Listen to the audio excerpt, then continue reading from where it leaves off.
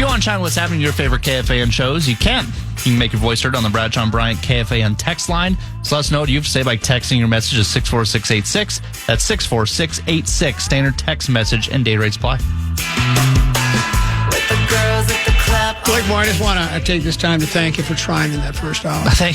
Appreciate it. Now let's hope you can do the same in hour number 2 and number 3. Don't rest on your laurels and go, hey, you know what? That was pretty good. I think I'll coast now for a while. You keep your nose to the grindstone, and I'll keep my lips to the Neumann BCM 104. Hey, 1 o'clock hours. It begins, as always, with 5, 3, 4. Time now for 5 questions. Well, actually 3, but 5 sounds like more than 4. Question number 1. It's time now to consider the course. I get you're mostly a major watcher and not, but were you at all locked in? Well, let me say this now. First of all, I got ripped last week because I was talking about watching golf, and someone said, "Oh, thought you only watched the majors, huh?" Comment, and I tell people you can change. For years, all I did was watch majors, and I explained it last year. I was going. I'm planning on downsizing, moving out of my home. So I need to get rid of things. I have a storage closet that's filled top to bottom, side to side.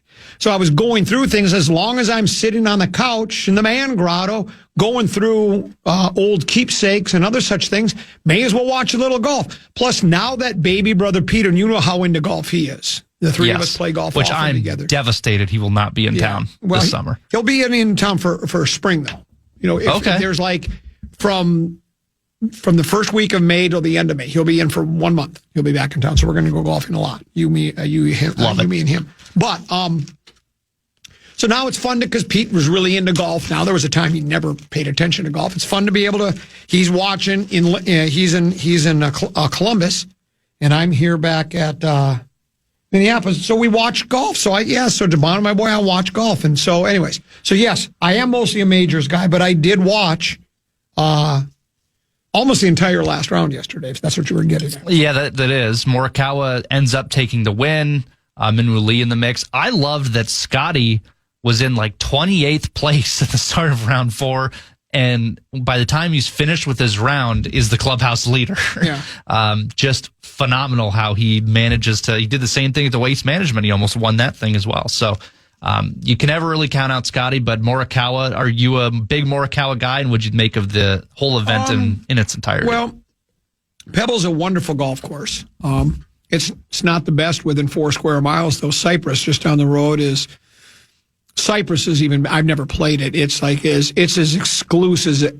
It's as exclusive a private club as there is. Alistair McKenzie, I think, did it. If I'm not mistaken, he was the architect.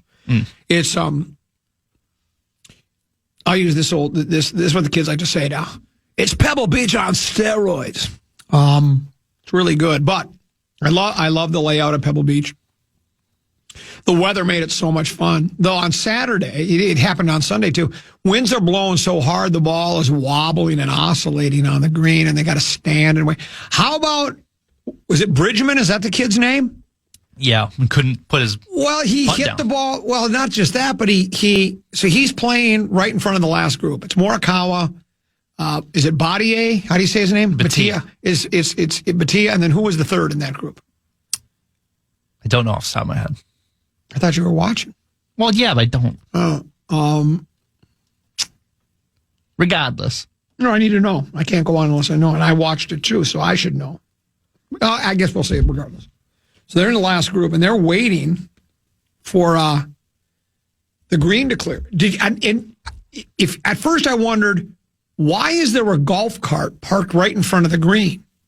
Well, that was one of the rules officials, because strep throat. So this Bridgman guy, he hits a knockdown, punch, cut, fade, draw. He catches a flyer lie. He double crosses himself and overcooks it. He's down on the shores of Maui Bay. I always love that one. He's behind the scoreboard. I've never seen. I don't think a golf ball's ever been there. So the other two guys just finish, and again, I can't remember who he was playing with. With Jake Knapp and Matsuyama. Yeah, nap time. Nap time chipped in. Nap time ping driver user. Mm-hmm. So nap time pitches in. They just finish up because he's doing the old.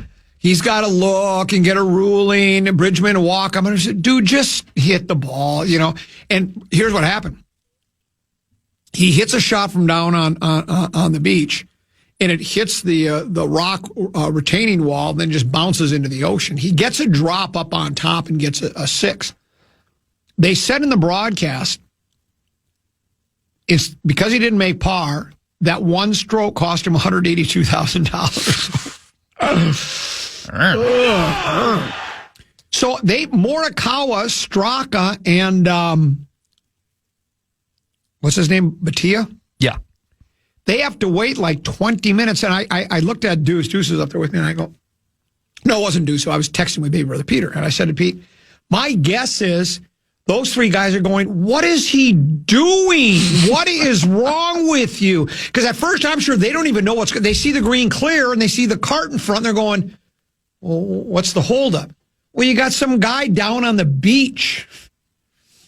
It was fun to watch. It was, and Scheffler, that's 2 weeks in a row, as you say, that if he, like the opening round at Waste Management, he was just awful. He was like 2 for him. He was 2 over. He was like 10 a beat. He was crashing out. Yeah, and then I don't know what his scores were, but yeah, he made a real push at it. What I liked was, so Amanda, whatever her name is, always does the post round, and she twice tried to get him to say, yeah, I'm still in it. And he knew he wasn't. And everybody, if you watch golf, he's not going to get into a playoff at 20 under. The other guys, no matter how bad the conditions are, snow, rain, sleet, wind, gloom at night, they're not going to come in at 20 under. Somebody's going to be 21 and maybe 22. And sure enough, wasn't Morikawa 22? Mm-hmm. And twice, Scotty had to say, I think I needed a couple more strokes in order to give myself a chance. But he did say, I'm not going to leave. Stranger things have happened. It could have been a collapse, but it wasn't. And Morikawa had one. Then apparently he and his gal are expecting. And he announced that after the win. Then he said, we thought this would be a great way to announce it to the world. I don't think the entire world cares. I didn't know how, I mean, I think it's nice. Good for him. Yeah, it's good for him, but I don't think the whole world is waiting for the announcement that you and your wife are with child. But, it was fun. It was good. Now, the thing about Morikawa, I don't mind Morikawa, but remember last year, there was a tournament where he fell apart like a cheap suit. And he... Yes, I don't remember what it is, but I remember that. He wouldn't talk to he refused to talk to the media afterwards. And then he basically came back later and said, I don't know the media anything. I don't know anybody anything. It's like, dude. Yeah, I mean, technically you don't. Well, you do, though. I mean, the media, you are playing. If it wasn't for media and fans, you wouldn't be making hundreds. Hundreds? I mean, how much has he made in his career? And then when you do it, with endorsements and such like that, and sponsorships, it's just like, well, dude, you'd be working on the grounds crew. You wouldn't be golfing if there wasn't people. So that's a terrible answer, man. And he knew it. He stuck to it, though. He dug his heels in the ground. Career earnings, $46 million. Yeah. Chambly ripped them, and everybody else in the media did. I mean, it's just like, have some. But he wanted to do the old. He wanted, instead of just saying, I was overcome with emotion, I was bitter, and I should have talked to the media. It's our job. I mean,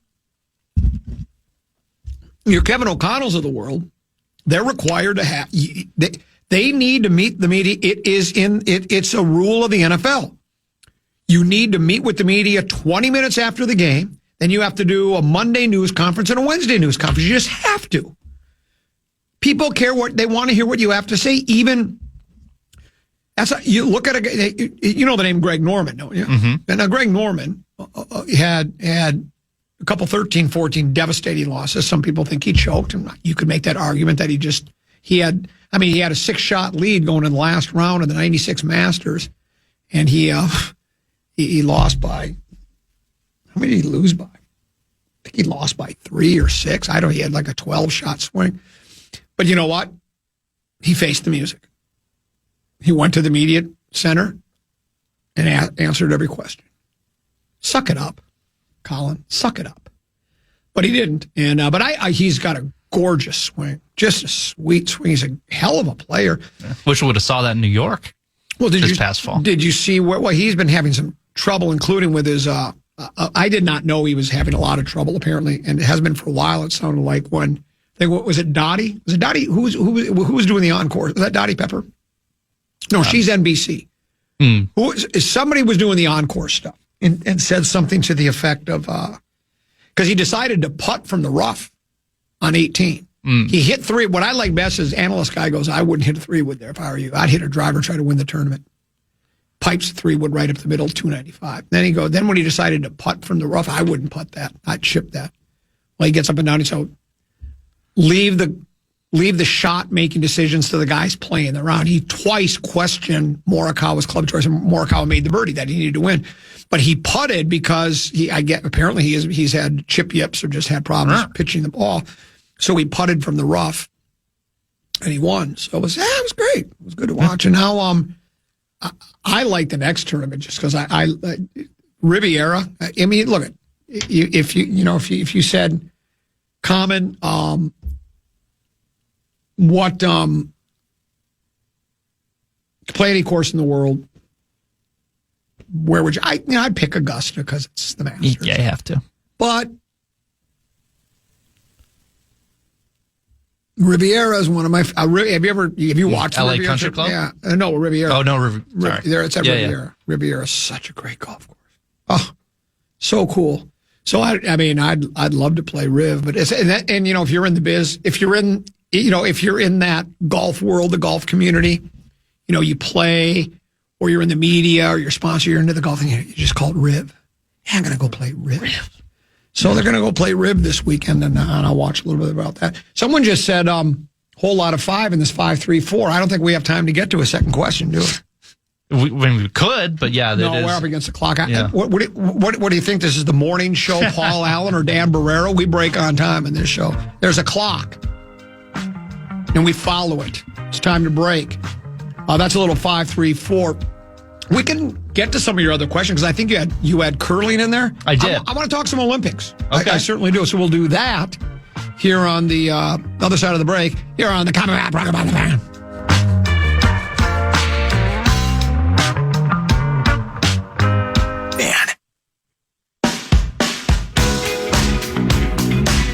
The Fan welcomes the Black Crows, Whiskey Myers.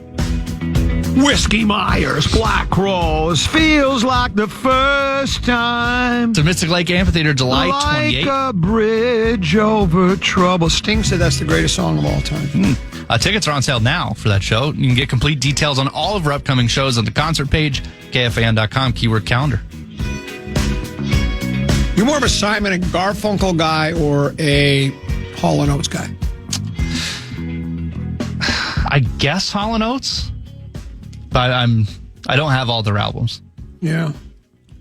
You like simplistic, gushy pop songs more than deep thinking. Sad songs? Folk rock music, I guess. You like Loggins and Messina or Sacco and Vanzetti? Here, I'll do it. Oh. Hey-o. Who? You're not familiar with Sacco and Vanzetti? Who? They did a song called Boot, Scoot, and Boogie. I actually know that song. Yeah. The only reason I know that song is because I've done Fan Outdoors for 6 years. I heard Fan Outdoors the other day. I was alerted to the fact of an unfortunate slip-up. Hooks for Heroes or something like that. Didn't quite come out that way. No. That'll happen. No. Holes for Heroes is the name of the event, which is already a questionable name. Were you a Moe's or Susie Crabgrass? The Susie, 100%. Okay, who fed you that? Did BBP send you that one? Deuce. Deuce, yeah. Yeah, that's BBP a Crabgrass. doesn't listen to the show. BBP listens to the show even less than I watch the NBA. Wow. He's a casual. I don't think he's ever listened to my show before. Good for him.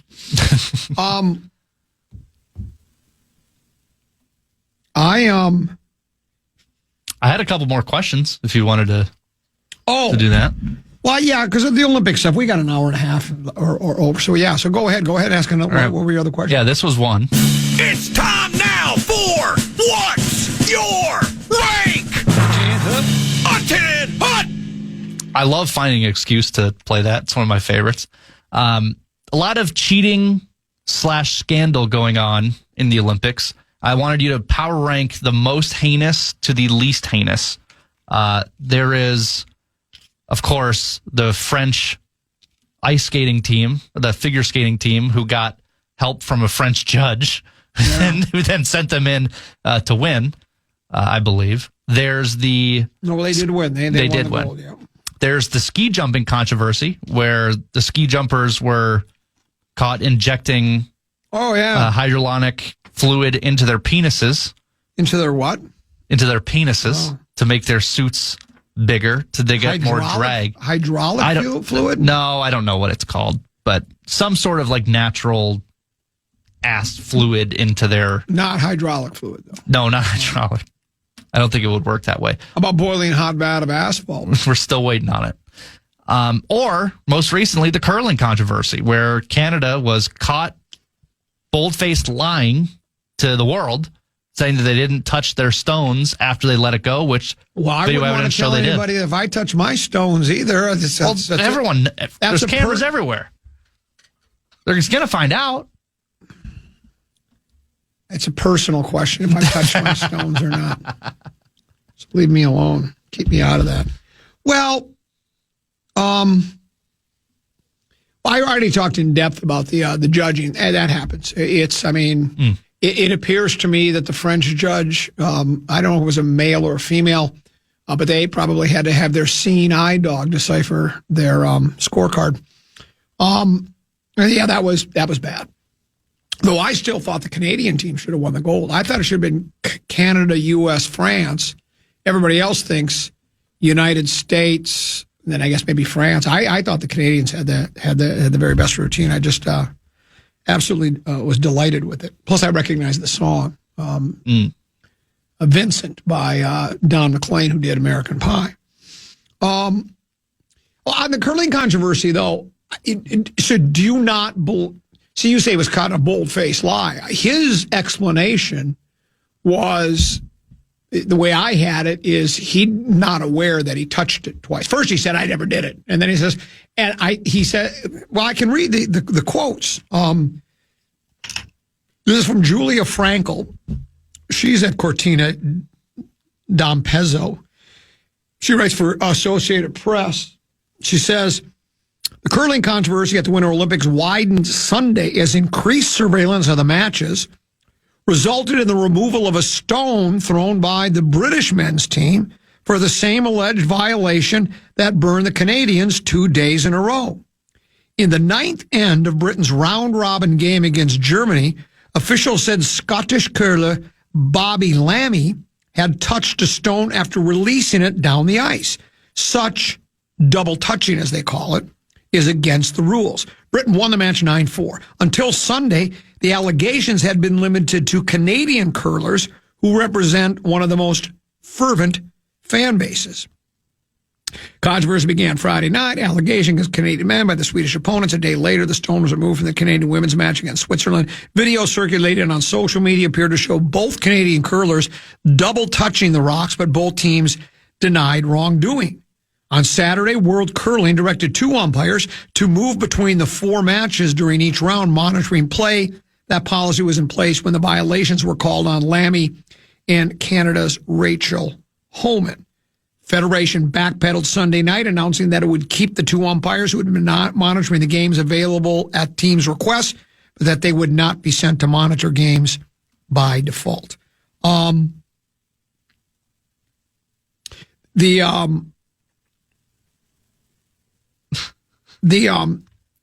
Canadian guy was bitter. He was using expletives, denying it.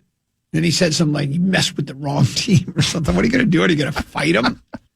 Well, that was the best, is he was like, I didn't do it. And the Swedish guy says, I'll show you the video and prove that you did it. And he just goes, well, bleep you then. Yeah. It's like, you know you did it. It sounded like... Yeah. Well, he might not have known he did it. See, I'm not ready to say that. You're just automatically saying he did. I don't know. It's like sometimes you hit a golf ball, you're not sure if you've hit it twice or not, or if it moved a little bit. To me, I think what happens is I think it happens in curling all the time, and nobody really notices your hand. I watched curling for the first time in my life, a full match. I've seen highlights, of course, with the Schuster team from where Rosen was supposed to buy him dinner and he didn't. And then we've had the Peterson sisters in studio, so I've watched them a little bit, but I've never watched a curling match from start to finish until this Saturday. Deuce says, "Hey, it's the United States against China in the I don't know if it was a quarterfinal, semifinals of curling." So yeah, well, I should watch Team Peterson.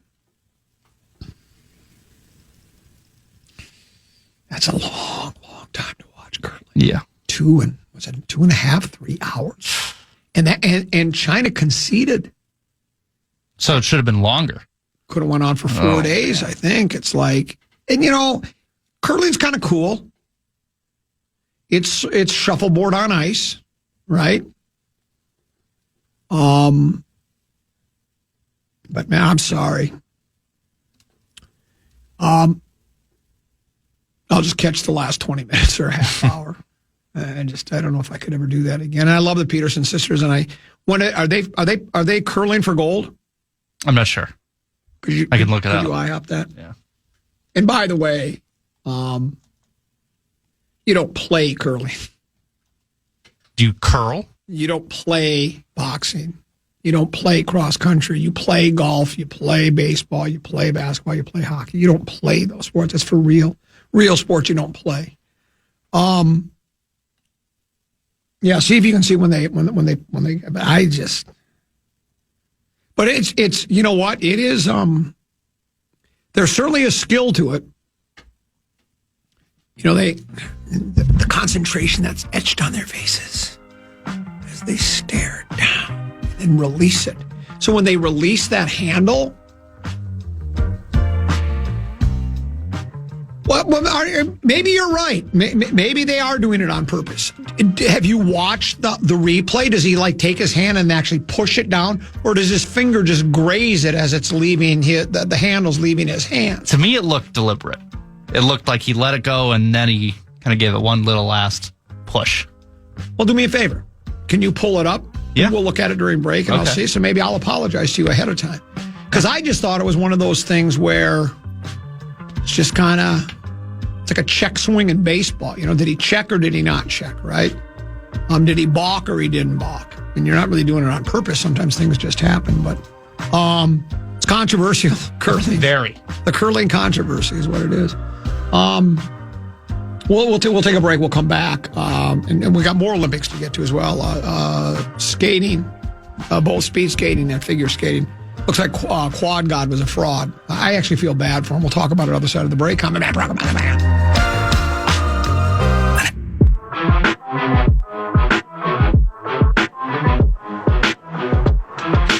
Never miss your chance to know what the latest sports news is in town, chances to win tickets, or just knowing what's going on with all of your favorite KFAN shows. You can follow KFAN 1003 on all of our social channels like Instagram, TikTok, or X, specifically X, where the preposterous statement tournament voting is taking place.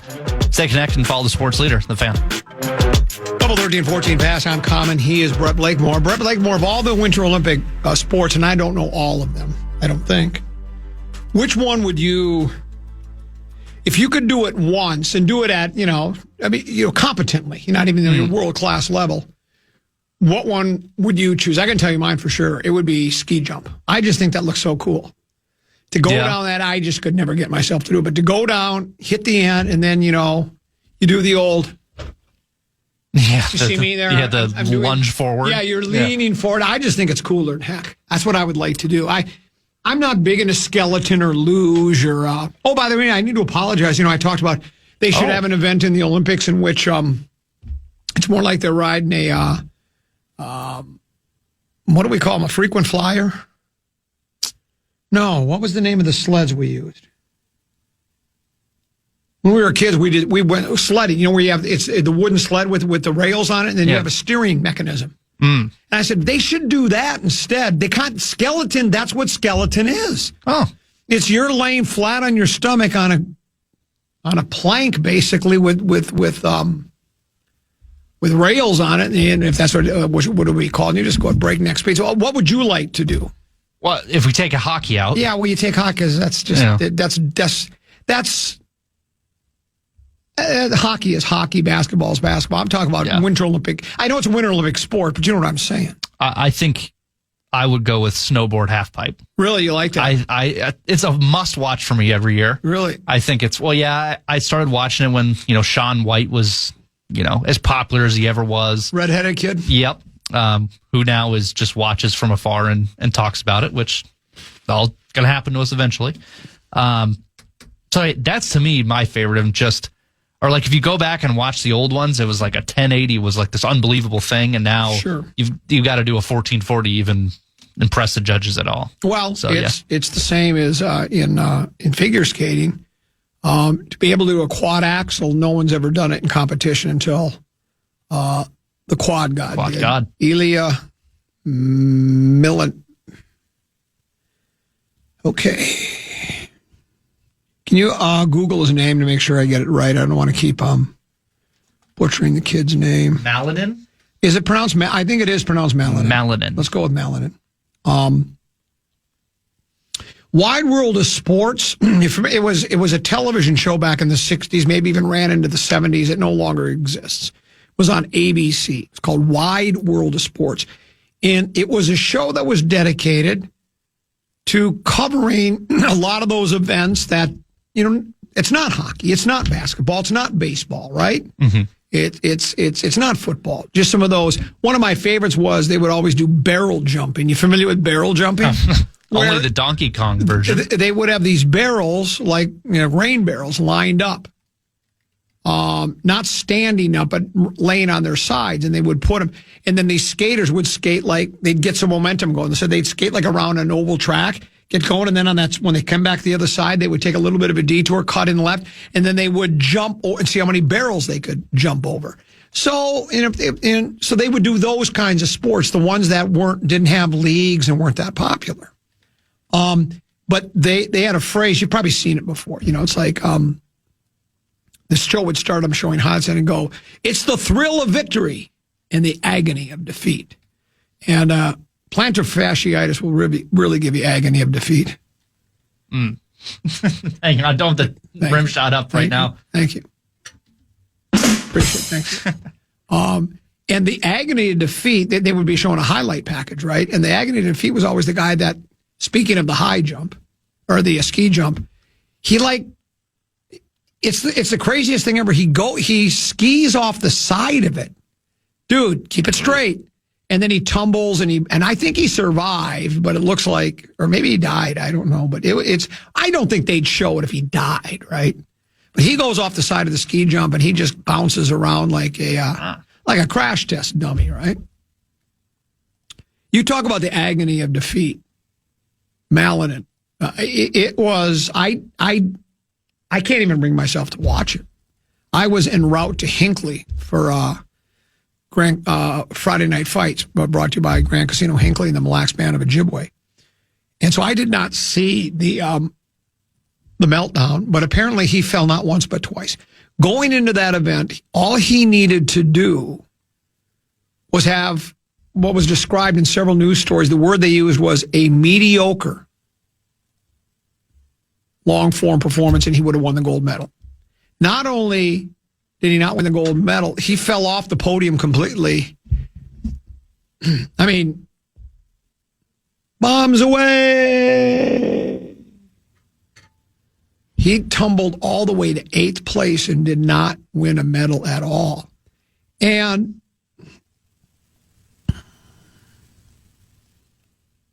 overwhelming favorite to win the gold medal.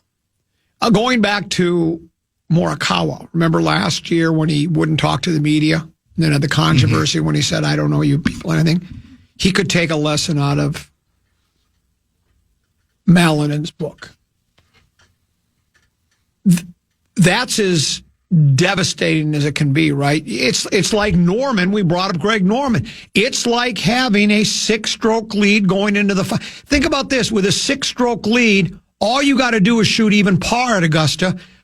Faldo would have had to shoot 63 to beat him. 63 is the best round ever at Augusta National Golf Course. The chances of him shooting 63 were virtually impossible. Not completely impossible. It's been done. But Norman shot a 78, I think.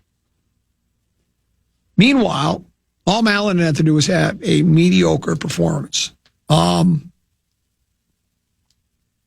He faced the media. He didn't say, I can't. He's a 21-year-old kid, too. Of course, Morikawa's not that old. How old is Morikawa? Can you look at that? Question. He's got to be mid to late. He's got to be mid-20s, right? Young kid. Malin said, I can't go back and change it, even though I would love to.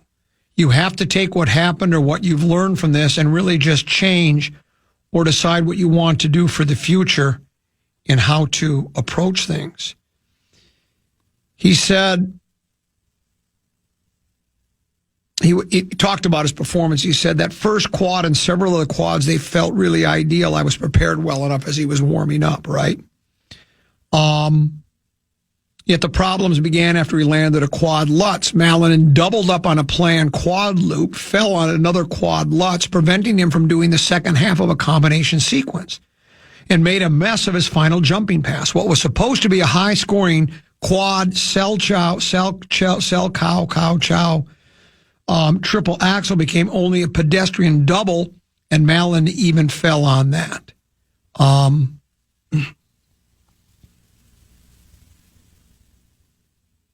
And here's what I find even. What were you? Did I be looking up something?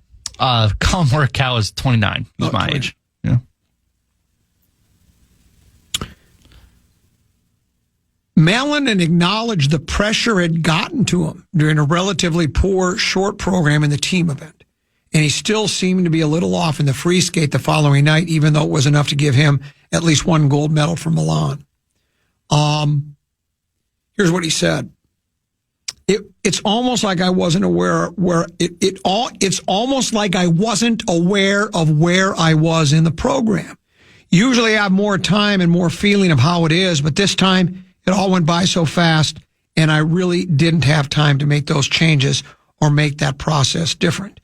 I was really confident, just feeling really good about it, and then it's like it's right there, and then it just left your hands. He goes on to say, the pressure of the Olympics really gets you. People say there's an Olympic curse, that the Olympic gold medal favorite is always going to skate bad at the Olympics. It's really not easy, but I'm still proud of being able to get to the finish. And, I find it refreshing that he would admit that the pressure got to him, because a lot of people don't want to mention that, because immediately when the pressure gets to you, you're labeled a choker, right? You choked. Biggest moment. And you let it get away. I'm going to talk about Sam Darnold again. Choked. Week 17 2 years ago, right? That's what people said. He choked. You could, if you watched him play, you could make that argument. It's hard to go, I don't know. Just, if you want to call throwing the ball 15 yards over the receiver's heads on half a dozen passes, you could call that a choke, and I could agree with you. It just happens to some of the very best, where it's just whatever it is, the pressure becomes so much. And I would think, it's I don't know what a sports psychologist or sports analyst would say is like, is it easier to underperform or choke when you have a huge lead or when you have a minuscule lead? Yeah, whatever the sport is, like in golf, Norman had a 6-shot lead going into the final round. Malin just needed a mediocre performance to win the gold. I'll even go to boxing. When Big John Tate got knocked out in the 15th round against Mike Hercules Weaver in a world heavyweight title fight, he got knocked out with a minute to go in the 15th round. All he had to do was just stay away from Weaver. He was winning on all the scorecards. Weaver had no chance to win. other than he had to knock out Big John Tate, which is what he did. And the ref didn't need to count to 10. He could have counted to 1,000. Big John Tate was out like a light. And so there are people that have, I don't know. I would think there are. Did Goliath choke against David? I don't know. I wasn't there. I didn't see it. They don't have any video of it. I've looked for it everywhere. But they don't have video of that match. So to be able to say the pressure was too much for me. And it's tough. Now it's like, does he want to wait? He's 21. Does he want to keep doing this until he's 25 and try the Olympics again? I'm sure he will. But it was just devastating. And, not on the same level as Lindsey Vonn, but same thing. She comes out of retirement and she didn't choke, but to have an awful crash and it's over, Yeah. And just your whole Olympic dream just dies on the vine. And I got to think she's 41. I don't think she talks about skiing again, but I can't imagine. I can't imagine her going to the Olympics at 44, maybe, or 45 it would be, right? I guess you could. There was some story, and I didn't even read it. There's some attorney from Minneapolis. Yeah. What was that one about? I don't know the whole thing, but it was that a curler, it was like one of the oldest Olympians. Yeah. I don't know the exact details, but yes, there is a personal injury lawyer that is also an Olympian right now. So it's not, that's curling. Do you think, personal injury, at 54, he could probably get hurt in the Olympics. Do you think he would just, represent himself? But you know what they say about that, don't you? What's that? There's an old saying in Tennessee and others in Texas is, fool me once, shame on me. Fool me twice, I won't get fooled again. There's an old saying that. No, I think the old saying is, he who has himself as a lawyer as a fool for a client. Can you Google that? Cliche of attorney representing himself in court. Because even if you're an attorney, they say you shouldn't represent yourself. Even if you are Johnny Cochran, you just don't. You turn that over to somebody else and let them represent you in court. Yeah, he who represents himself has a fool for a client. Yeah, he who represents himself as he's a fool for the city is what he is. So, yeah. But and again, it's when I say I feel bad for the kid, it's not like it's not like, that I wept like I did when I listened to side one of Close to the Edge by Yes for the first time in 40 years, 30 years when I was going up to, I just gotten past that Anoka County line and my troubles were behind me. And I listened to the song Close to the Edge, the title track from the album Close to the Edge. The entire first side runs 18 minutes and 40 seconds. I was so overcome with emotion and joy that I pulled the car over to the side of the road and I wept. And then I listened to it again. It's at 18 minutes and 40 seconds and 2.5 hours to Brainerd. How many times would I have had to have listened to it? I don't know. 6.5 times. 6-7 times. Perfect. 6-7. So, yeah, the Maladin kid, he let it get away. And then the Stoltz guy's on the other side of that. Stoltz, the out-of-town cabinet maker, used to call into the show all the time. He joins Eric Heiden with a 500, 1,000 speed skating double gold. Did you see that? I didn't see. Wow. I saw him on Thursday night. Little B and I talked about it. She watched it as well. Thursday night, he won a gold medal, and I think that was in the 5. But Howard Fendrich writes speed skating for Associated Press, Dateline Milan. Stoltz established himself as a 2-time Olympic gold medalist midway to his goal of 4 at the Milan Cortina Games by winning the 500 meters on Saturday to follow his victory in the 1,000. So the 1,000 was first. I saw him win the 1,000. And I just would, to me, that's going backwards. You should start with the 5 and then go to the 1,000, but they did it the other way around. Those twin triumphs allowed Stoltz, a 21-year-old from Wisconsin, to join Eric Heiden as the only men to complete the 500, 1,000 double in speed skating at one Olympics. Stoltz said, I mean, I guess it's halfway, but it's hard to say it's like 50% chance to get the other two because you never know what can happen. Heiden, of course, completed a record sweep of all 5 individual events at the 1980 Lake Placid Games for the U.S., taking everything from the 500 to the 10,000. Now, Al Michaels didn't do the speed skating. It wouldn't be the play-by-play. Would it be? It would be the skate-by-skate or the stride-by-stride. I don't know what you'd call it. That seems like a miracle to win all 5. Now, when you're that good, I think he was the favorite going in. We know the United States is a bunch of amateurs against the Politburo's team. But, wow. Heiden won all 5 of the individual events, and now Stoltz has 2. Now, there's a guy that he rose to the occasion. Now, he still has, and I don't know, this story was from Saturday. I don't think they speed skated yesterday. Maybe my story's way outdated now. Maybe he skated today. Maybe he will tomorrow. But there are more events still to come. But and if I'm not mistaken, he doesn't lose often. Of course, I could be getting my athletes confused now. No, that was the quad god hadn't lost in like 14 different events. 14 events he won. He took first place.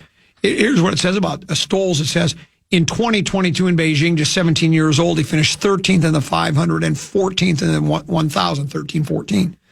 In the time since, though, he's established himself as the best in his world at his sport, including 2 world titles each at the 500, the 1,000, and the 1,500. And so, and right now, Stoltz is so far living up to the outsized expectations and accompanying pressure. We talked about pressure to follow his every stride on the ice at the Milano Speed Skating Stadium, a temporary facility. So 2 races, 2 golds, 2 Olympic records. So we'll see what happens. If he can, and is that it? Do we know? Has there been any more since then, or is it just the 2? Sorry, Abby, you do so much of my work for me. it's all good. Yeah. That's what a producer's for, right? Does it bother you that Quad God gave himself the nickname? I don't think you can do that. It's got to be given to you, right? Well, I'm the self-proclaimed radio Romeo. That's true. But you are the official, unofficial ambassador, and that was bestowed upon me by former Governor Jesse Ventura. You find this funny, Mr. Groh? Yeah, someone said, I didn't realize that, I guess just before you said that, Eric from the Pines that circle each other, Circle Pines, said allegedly the quad god gave that nickname to himself. Well, I don't mind if a guy gets a little cocky. You should be able to back it up. But, yeah. Well, when you talk about the pressure and that he's feeling and he got caught up in but some of that is you built yourself up so much. Like I'm not victim blaming. Like it sucks, and I wanted the U.S. to win gold in that. But you know, you also played a part in it as well. Yeah, I guess if you could call yourself the quad god. Remember a TV show? Of course you don't. Yeah. There was a TV show called The Mod Squad. It was back in the late 1960s. God, who are the actors and actresses? Cole, last guy. It was 3. It was white dude, black dude, and chick, and they were detectives. But it was called Mod Squad. So they weren't like suits and ties and straight. Look like your regular FBI kind of guys. Yeah, like Michael Cole. Yeah. Clarence Williams III. Clarence Williams III, yeah. And Peggy Lipton. That's exactly it. It was called the Mod Squad. It was really cool because it was, that was at the tail end of the hippie era, right? So they were almost kind of considered kind of hippie-like, and they were, how many years did that show run? You should Certainly watch looks like it. You should watch it. It was, I don't know. It probably doesn't hold up anymore. You know how those shows go. But man, that was really cutting edge back then. The Mod Squad, because they were hip now, and they were with it and wow. They weren't old, G-men or FBI agents, FBI, CIA, BBC, BB King, Doris Day, Max Busby.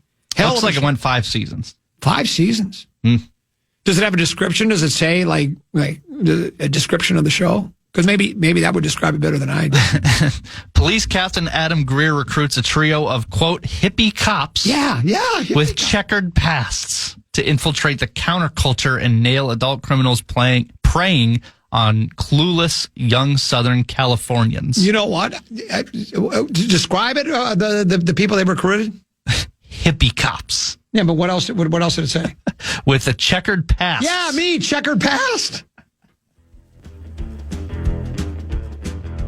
I have a checkered past. I got a lot of skeletons in my closet. Trust me. I got a whole graveyard full. Yeah. All right, we'll break. We'll come back. We got one more segment to go. Look at the men's super team. It's snowing cats and dogs. That's super team. We'll break. We'll come back. One more segment to go with Common and Brett Lakemore in for 10 of E, right? Cheer on the Fan.